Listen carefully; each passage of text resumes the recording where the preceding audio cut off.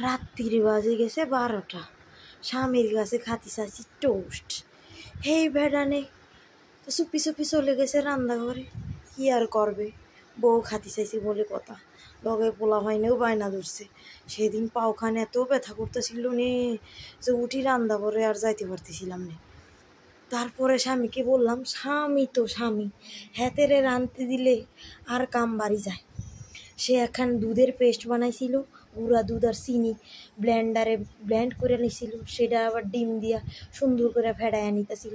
দেখেন সে কত মোশন করে বানাইতেছিল। তো মোশন করে বানাইতে যায় একখান আকারে বেশি কড়াবাজি হয়ে গেছে, মানে প্রথমটাই কড়াবাজি হয়ে গেছে, কিন্তু পরেরগুলো যেগুলা ভাজছিল এত সুন্দর হয়েছিল আর এত স্বাদ হয়েছিল খাইতে।